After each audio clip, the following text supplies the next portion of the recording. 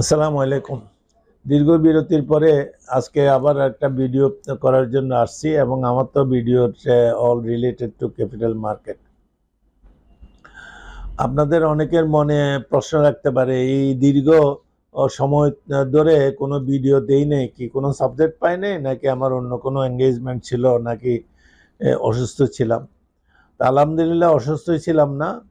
আমি শেয়ার বাজার জিজ্ঞাসা বইয়ের মতো আরেকটা পুঁজিবাজার রিলেটেড বলা চলে একটা টেক্সট বই লিখেছি এবং বইটা এখন বাজারে আসছে।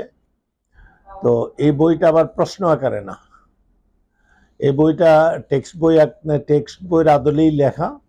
যে বইটা নিয়ে ভিডিও করার জন্য বলছি, এটা হলো সেই বই। এটা হলো সেই বই। তারপরে প্রচ্ছদটা আগের বইয়ের মতোই। তারপরে এইখানে এই আপনার প্রিন্টগুলো ভালো, কাগজও ভালো ভালো। বইটা 248 পৃষ্ঠার বই। তো এটা রাখার মতো বই। আমাদের পুঁজিবাজারের বয়স তো অনেক হয়েছে। পুঁজিবাজারের বয়স রিটায়ারমেন্টের এজের কাছাকাছি, মানুষের রিটায়ারমেন্টের এজের কাছাকাছি চলে আসছে। পুঁজিবাজার নিয়ে হাই হুতাশ আমাদের দেশে অনেক হচ্ছে, অভিযোগও আসছে নানান দিক থেকে। সংস্কারও হচ্ছে, বাট সংস্কারের গতি অনেকের কাছে আশানুরূপ না। এক জায়গায় কিছু হয়নি, সেই জায়গা হলো লেখালেখির জগতে। বই সাধারণত বর্তমান অবস্থা বইয়ের প্রতি মানুষের ঝোঁক কমে গেছে। মানুষ সব অনলাইনে চলে গেছে, টিপস পড়তে হয়, এমনকি অনেক পত্রিকাও ফিজিক্যাল সংখ্যা কমে গেছে। তো সেই পরিপ্রেক্ষিতে বই লেখার দুঃসাহস করা, এটা দুঃসাহসে বলবো। এবং আবার পুঁজিবাজার সম্বন্ধে বই লেখা, এটাও আর একটা দুঃসাহস। অনেকে মনে করেন পুঁজিবাজার তো আমরা যা করি এটাই তো পুঁজিবাজার, এটাই তো পুঁজিবাজারের নিয়ম। আবার কি নিয়ম শিখবো, কি নিয়ম জানবো, বই বা কেন পড়বো? বই পড়তে গেলে তো সময় লাগে, পয়সা দিয়ে কিনতে হয়, বুঝার মতো বই পাওয়া মুশকিল। আমার শেয়ার বাজার জিজ্ঞাসা বইটা 2010 সালে শুরু হওয়ার পরে আমরা প্রায় 16,000 কপি প্রিন্ট করেছি। এখন বইটা আউট অফ প্রিন্ট। বইটার রিভিউ হচ্ছে, রিভিউ প্রায় শেষ, হয়তো মাসখানেকের মধ্যে প্রিন্টেড কপি পাওয়া যাবে। অনেকেই বাজারে চাচ্ছে, কিন্তু বই নাই খুব একটা, কারো কাছে দুই একটা থাকলে এখান থেকে ওখান থেকে নিয়ে জোগাড় করে দিতে হয়। তো এখন শেয়ার বাজারটা যে নতুন বইটার কথা বলছি, এই বইটার নাম দেওয়া হয়েছে পুঁজিবাজার বিশ্লেষণ। তো পুঁজিবাজার বিশ্লেষণ বলতে যা মিন করে, সবকিছু যদি একটা বইতে যদি আনতে হয়, তাহলে বইয়ের কলবর 1000 পৃষ্ঠা, 1500 পৃষ্ঠা, 2000 পৃষ্ঠা হয়ে যেতে পারে। তো এত বড় বই পড়তেও যাবে না কেউ, আর এত বই কস্ট ইফেক্টিভ হয় না। সেই জন্য আমরা এই বইতে কি করেছি, first quarter, second quarter, third quarter এবং অ্যানুয়াল এই রিপোর্ট দিতে হয়। তো এই রিপোর্টকে কেন্দ্র করে ইস্যুয়ারদের করণীয় কি, বিনিয়োগকারীরা এসব থেকে কি প্রত্যাশা করে, এবং এই তথ্যগুলো ওরা কিভাবে বিশ্লেষণ করে বিনিয়োগ সিদ্ধান্ত নেবেন, এই বইটার মূল বিষয় হচ্ছে এটা। ব্যাংকার যারা আছে, লোন দেন, কোম্পানি অ্যাসেসমেন্ট করেন, তাদের জন্য এখানে অনেক ম্যাটেরিয়াল আছে। বিশেষ করে ক্যাশ ফ্লো স্টেটমেন্ট, যেটা ম্যান্ডেটরি অ্যানুয়াল ফাইন্যান্সিয়াল রিপোর্টের একটা অংশ দিতে হয়। কিন্তু এটা কিভাবে পড়তে হয়, এটা কিভাবে এটা একটা কোম্পানি ভালো না খারাপ বোঝা যায়, এটার একটা বিশদ আলোচনা আছে এই বইতে।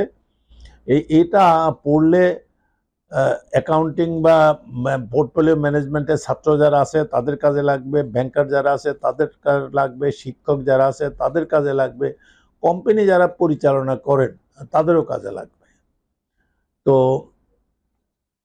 বিনিয়োগকারীরা কোয়ার্টারলি রিপোর্ট দেরি হলে বলে যে কোয়ার্টারলি রিপোর্ট পাওয়া যায় না। যে কোয়ার্টারলি রিপোর্টে যে 900 হয়, কিভাবে 900 করে করা হয় সেটাও এখানে দেখানো হয়েছে। এবং নানান দিক থেকে এই বইটা খুব পাঠ্য বইয়ের মতো হইতে পারে। আমরা বিএসএসিএমে যে আমাদের শিক্ষা কারিকুলামে পুঁজিবাজার ঢুকাতে চাচ্ছে তাদের বড় সমস্যা হচ্ছে যে বই, রেফারেন্স বই বা টেক্সট বই। আমি রিকোয়েস্ট করেছি অথরিটিকে এই বইটাকে রেফারেন্স বই, টেক্সট বই না হলেও রেফারেন্স বই হিসেবে নিতে পারেন। তো এই বইটা একবার পড়ে রেখে দিলে হবে না, এই বইটা বারবার পড়ার ইচ্ছা জাগবে। একবার পড়লে আপনার কিছু ধারণা হবে, পরের বার যখন বাস্তবতার সম্মুখীন হবেন তখন বই আপনাকে আবারও হেল্প করবে। তো এই বইটা জেনারেশন টু জেনারেশন ইউজ করতে পারবে। আপনি যদি পড়ে রেখে দেন আপনার ছেলেও ব্যবহার করতে পারবে, ছেলে পড়ে রেখে দিতে পারলে নাতি নাতনিও ব্যবহার করতে পারবে। আমার ইচ্ছা আছে আরও কিছু পুঁজিবাজার রিলেটেড বেসিক বই লেখার। যারা পুঁজিবাজারকে জানতে চান, বুঝতে চান, আমি তাদেরকে বলবো এটা আপনাদের জন্য একটা মূল্যবান সম্পদ। স্টক এক্সচেঞ্জের, 2 স্টক এক্সচেঞ্জে যারা কর্মকর্তা আছেন তাদের জন্য এখানে অনেক কিছু আছে। কোম্পানি সেক্রেটারি হিসেবে যারা কাজ করেন তাদের জন্য এখানে অনেক খোরাক আছে। কোম্পানির এমডি যারা আছে তাদের জন্য এখানে খোরাক আছে। তো কম বেশি সবার জন্য এখানে মেনু আছে। আমার পুঁজিবাজার জিজ্ঞাসা বইটা 16,000 কপি বিক্রি হওয়ার সোজা ব্যাপার না, বিশাল ব্যাপার। এখনো অনেকে বই খুঁজলে আমরা আমাদের ব্রাঞ্চে কারো কাছে যদি থাকে ওখান থেকে 1-2টা আয়না পাঠাই। তো আমি আমার ইউটিউবের দর্শক যারা আছেন তাদেরকে আমি অনুরোধ করব যে বইটা একটু হাতে নিয়ে দেখা, বইটা একটু কিনে আপনার লাইব্রেরিতে সংরক্ষণ করতে পারেন। যদি মনে করেন যে ব্যাড পারচেজ, বললে পয়সাটা ফেরত দিয়ে দেবো, কোনো সমস্যা নেই। তো এটাও আমি বলবো যে আপনারা যারা কিনবেন বই ফেরত দেওয়ার মতো অবস্থা কারো হবে না। বইটা কিনলে 2 পাতা 5 পাতা পড়লে মনে হবে যে আপনার পয়সাটা উসুল হয়ে গেছে। জ্ঞানের কোনো বিকল্প নাই। এটা এমন একটা অস্ত্র, আপনি যেখানে যাবেন সেটা আপনার কাজে লাগবে।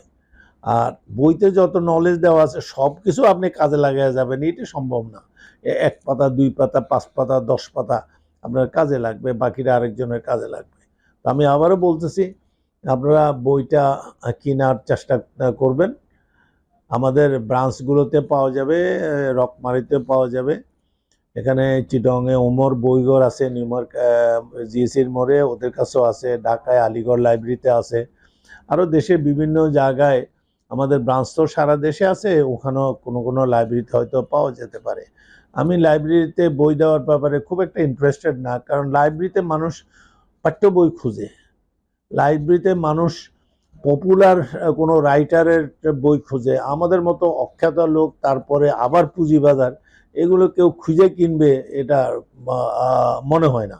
সেই জন্য আসলে ভিডিওর মাধ্যমে আপনাদের কাছে মেসেজটা পৌঁছানো।